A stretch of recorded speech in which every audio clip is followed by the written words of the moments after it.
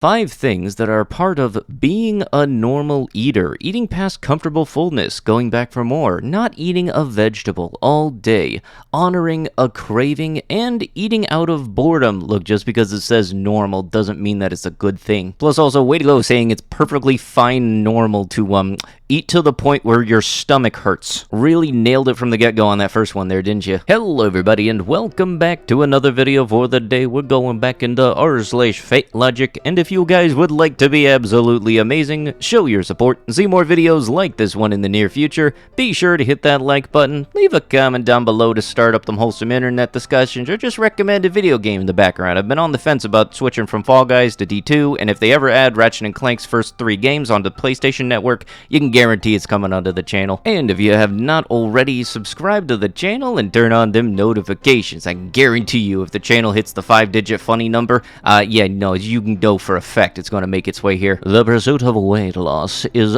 always rooted in stigma and oppression.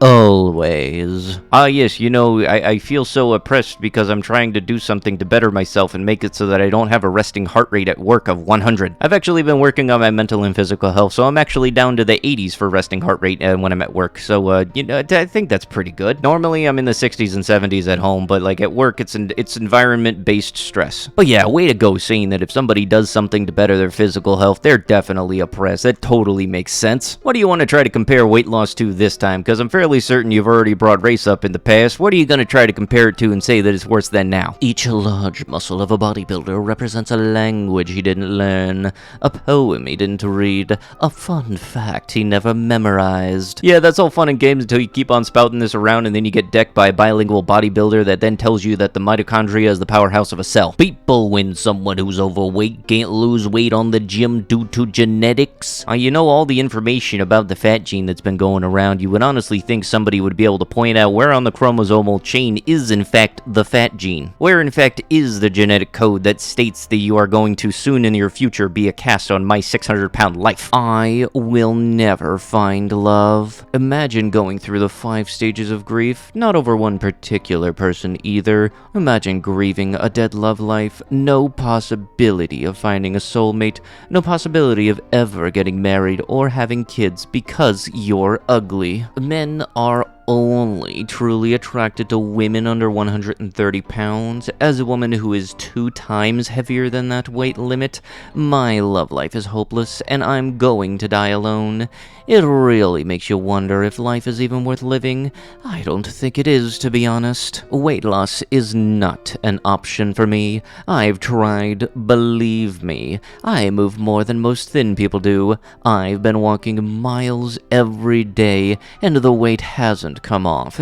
It's hopeless. I will never be loved. I don't want to freaking hear about psycho or intermittent fasting or keto. This isn't a weight loss post. This is me grieving. Even if I did miraculously lose weight, I'd have disgusting loose skin and men would be turned off by me. There is no point. Is anyone else forever alone? How have you been coping with it? So let me get this straight. You're complaining about an issue, but you're not making an effort to change it, also while saying that nobody is interested in you. Meanwhile, we don't even know the type of person that you're interested in. You got to make sure that in order for a relationship to happen, that type of person that you're interested in also has to then like you. Plus also, in what universe is every single human being attracted to a woman that is only under 130 pounds? And really, this kind of just makes me want to know what type of dating standards she has for herself, because you know for a fact there's got to be some weird ones. The type of people that think that nobody wants to date them solely off of their weight would be the same type of group of people that also complain about their height. That doesn't make any sense in any way, shape, or form. You can't ascertain health by looking at someone's body. You're not a doctor, and if you are, you're not my doctor. You don't know what factors are at play. You don't know what traumas and chronic conditions my body is functioning with. There are no diseases exclusive to fat bodies, so assuming because I have things about my health that need your concern is only based in fat phobia. And not to mention the side dish of ableism of thinking that fatness and medical conditions are always a consequence of choice, or are able to be changed and opposed to being a side effect of another condition, medication, or level of ability. and you don't know that info, so save your concern. You know, it's just the medical professional. They're supposed to, run a diagnostic and a checkup to see if there is anything, because it's not like there's some medical professional that could help improve your situation. Plus, also saying that there aren't any diseases tied to fat bodies and assuming because of those things doesn't mean that we're not going to find out the common denominator between everybody having these issues is because you're big. Like, diabetes, type 2, hypertension, heart disease, high blood pressure, all that kind of stuff, just have one common denominator in a lot of cases. But, what do they know? They're only a medical professional that went to a school to get their field of work for years, America is dominated by toxic diet and gym culture. Meanwhile, every single street in America, yeah, that about checks out. I'm definitely certain that a lot of people's weight issues are tied to just not being able to take the time and have a salad or go out of your way in order to get the healthy stuff. They make the whole, non-healthy stuff a whole lot more convenient, and the only thing I've seen that's very consistent about, losing weight and all is that for basically everybody in the US, there's a Planet Fitness no more than a 10-minute drive away. That's the only thing I've seen that's rather consistent. But I also think part of it all that plays into it is the fact that, healthy food costs more, and that does kind of suck. But again, if you make it at home, you can definitely save some money. Why do our children live in constant fear of dehydration? I spent my entire childhood without carrying an ounce of water on my person, but my kids are treated like beached orcas. I think it is a sneaky way of slipping fat phobia to kids. Quick question.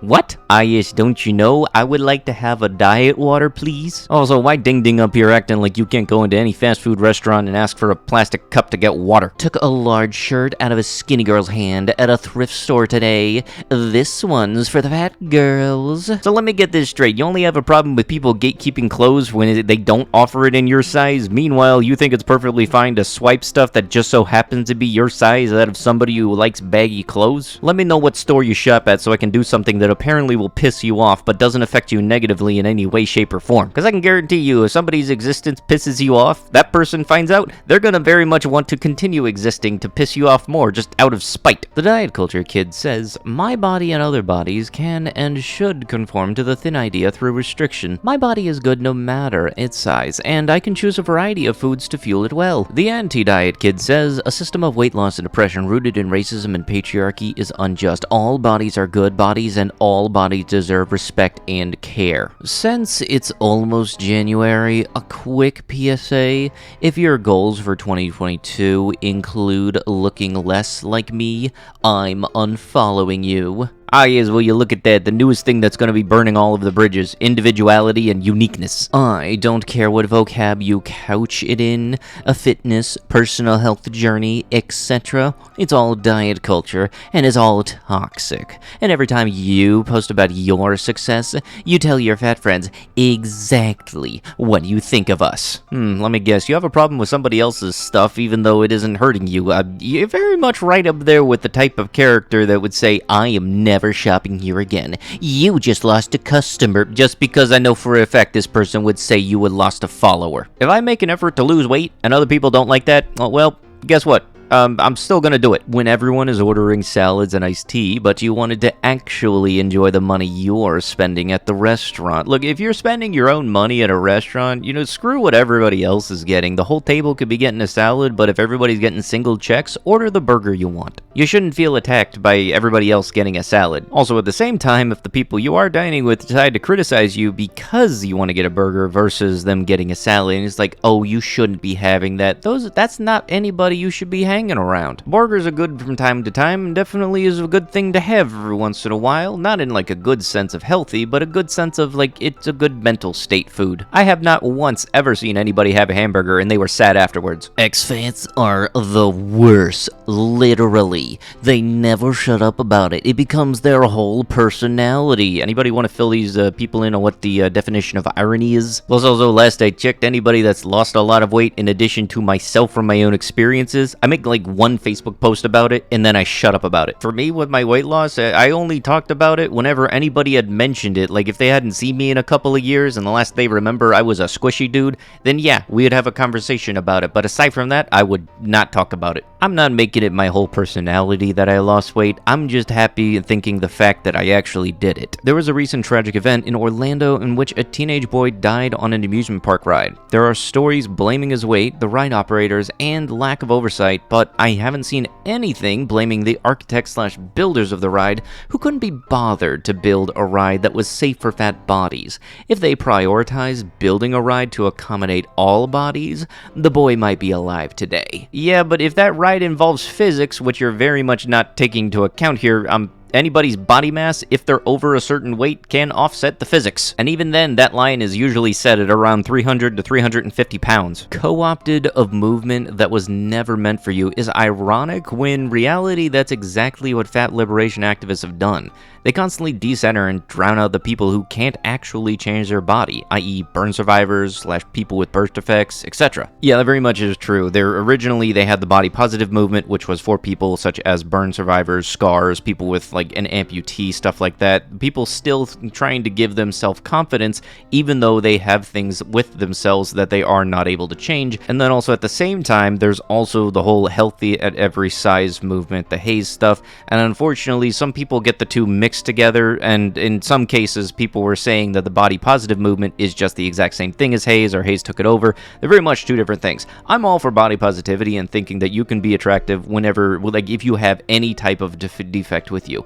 I'm not in line with the whole thinking you can be 600 pounds and healthy as a horse thing. And for body positivity, if you're big, yeah, sure, I've been squishy, I've been fat, I've been chubby, I've been obese, whatever you want to call it. I still like to think that I can have a source of self-esteem in that, but at the same time, I'm not going to say I am perfectly healthy and I would be content being this weight for the rest of my life. And not only that, activists and Haze members will constantly go and belittle people that are making an effort to improve their own physical health. You know, just blatantly full on as if that person is in the wrong the entire time. And somebody could say, oh, you looked perfectly fine and attractive at 250 pounds. Yeah, I didn't feel that way about myself though. Is that whole feeling of like, I feel good about myself, but I know I can do better. You can be underweight at any size. Everyone has a biologically determined happy weight range. And if you are below that range, you are underweight for your body type. Ah yes, all due to the fat gene. No BMI chart or health professional is going to know your biological determined happy weight. That's why BMI charts and scales are freaking ridiculous and make absolutely no sense. Ah yes, so you mean to tell me that everybody on my 600-pound life was underweight? This is true, and I'm tired of pretending it's not. If someone doesn't want to sleep with a fat person, that is 100% fine,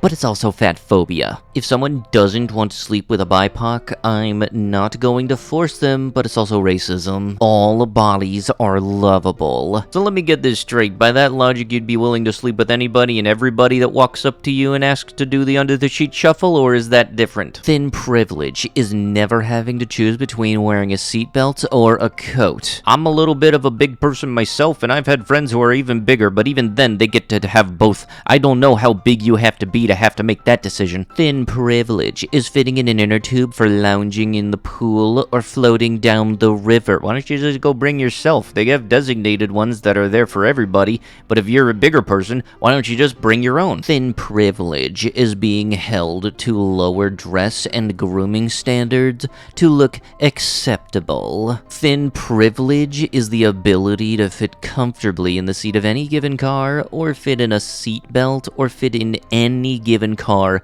period. Again, how big do you exactly have to be in order for this to be an issue? Last I checked, seats roll back pretty darn far. Thin privilege is giving blood. Thin privilege is donating organs or bone marrow, or receiving organs. I'm fairly certain we all know the difference between a heart of a person that weighs 180 versus a person that weighs 380. Thin privilege is a seat in the emergency room. Thin privilege is access to the public eye. Yeah, it's definitely thin privilege when you can feel like you can spout this stuff on the internet without any thought of repercussion nor any sense of feeling that you messed up in any way, shape, or form there. It's definitely a thin privilege when you can get handicapped parking for the sole sole purpose that you're 780 pounds and can't walk more than 20 feet without feeling winded. And it's all definitely thin privilege when you can get government-assisted funding for living because you're that heavy, and not need to work at all because you're getting those assisted funds. All wonderful examples of thin privilege. If you are cold, just put on more layers on, okay? Or how about you realize that it's incredibly embarrassing for some fat people